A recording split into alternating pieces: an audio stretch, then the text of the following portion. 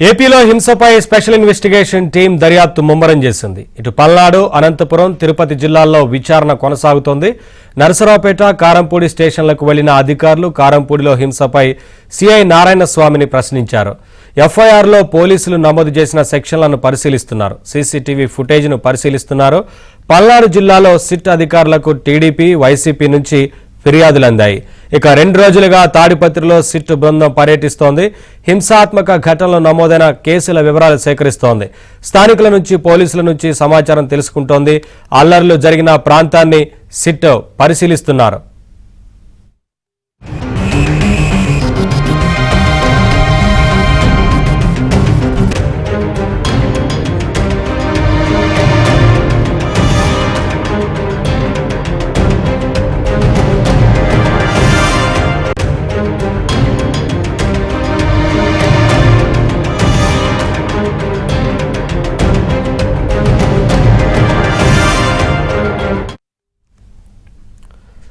ఇదే అంశానికి సంబంధించి మరింత సమాచారం మా కరెస్పాండెంట్ తిరుపతి నుంచి దినేష్ లైవ్ లో సిద్ధంగా ఉన్నారు. మరొక వైపు గుంటూరులో సిచ్యువేషన్ కి సంబంధించి సాంబశివరావు వివరాలు అందించడానికి సిద్ధంగా ఉన్నారు.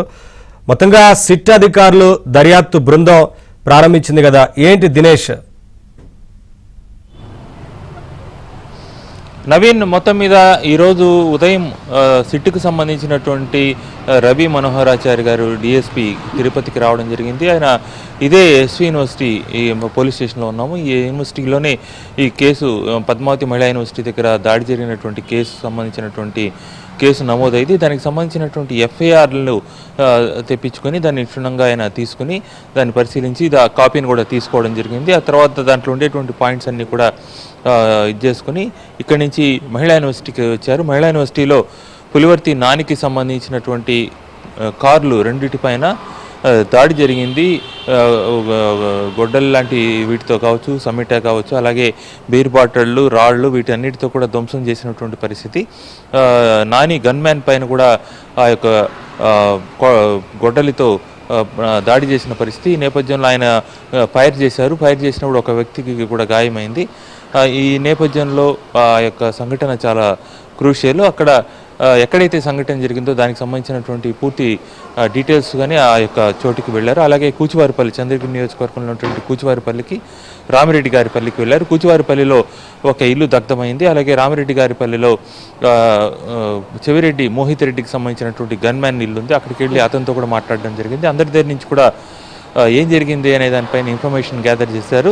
ముఖ్యంగా జరిగిన సమయాల పట్ల కొంత డిఫరెన్సెస్ ఉంది. వీళ్ళు ఎన్నికలు జరిగేటప్పుడు వెళ్ళారని చెప్పి వైసీపీ వాళ్ళు చెప్తున్నారు.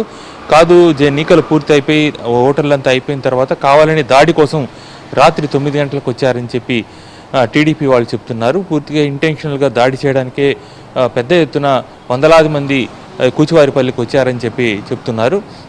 ఈ నేపథ్యంలో టైం డిఫరెన్సెస్ ఉంది. సీసీ కెమెరా ఫుటేజ్లో కూడా, ఆ గ్రామంలో ఉండేటువంటి సీసీ కెమెరా ఫుటేజ్లో కూడా వచ్చిన సమయం ఎన్నికలు పూర్తి అయిపోయిన తర్వాత రాత్రి పెద్ద ఎత్తున వందలాది మంది కొయ్యలతో, వీటితో, కర్రలతో, వీటన్నిటితో దాడి చేయడానికి వచ్చినటువంటి ఉన్న దృశ్యాలంతా కూడా ఆ గ్రామస్తులు సిట్ అధికారులకు ఇవ్వడం జరిగింది.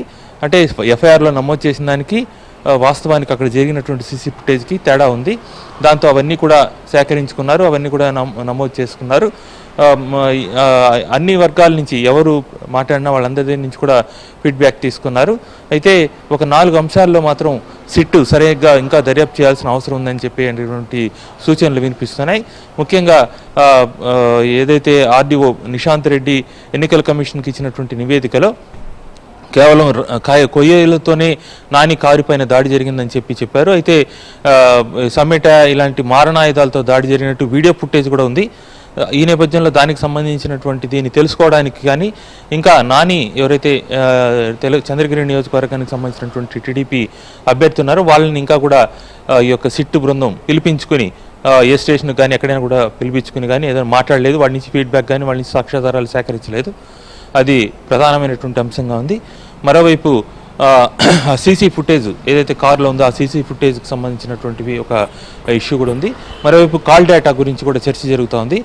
13, 14 తేదీలో మహిళా యూనివర్సిటీ ప్రాంగణంలో ఎవరెవరితో మాట్లాడారు, ఈ యొక్క కారు పైన దాడి వెనక ఎవరెవరితో మాట్లాడినారు అనేటువంటి దీన్ని కాల్ డేటా కానీ తీసుకుంటే ఖచ్చితంగా పూర్తిగా వాస్తవాలు వెలుగులోకి వస్తుందని చెప్తున్నారు. మరోవైపు అమాయకుల్ని ఈ కేసులో ఇరికిచ్చారని తిరుమలకు సంబంధించిన వాళ్ళు కోర్టు దగ్గర కూడా బాధపడి చెప్పినటువంటి పరిస్థితి. తిరుమలలో ఉండేటువంటి ఒక సామాన్యమైనటువంటి ముగ్గురిని ఈ కేసులో ఇరికిచ్చారు, కొంతమందిని వదిలిపెట్టి వాళ్ళని ఇరికించారని చెప్తున్నారు. సో దీనికి కూడా కాల్ డేటా కానీ పరిశీలిస్తే వాళ్ళకి వీళ్ళకి ఏ రకమైనటువంటి ఫోన్ కాల్స్ కానీ ఏదో ఒకటి జరిగిందా, కావాలనే అమాయకుల్ని ఇరికించారనేటువంటి వాస్తవం తెలిస్తే అమాయకుల్ని ఇరికించుంటే ఎఫ్ఐఆర్ని తిరిగి రాయడానికి ఒక ఎన్నికల కమిషన్ ఇచ్చినటువంటి వెసులుబాటును ఉపయోగించుకొని అమాయకుల్ని కూడా చట్టం నుంచి రక్షించినట్టు అవుతుంది.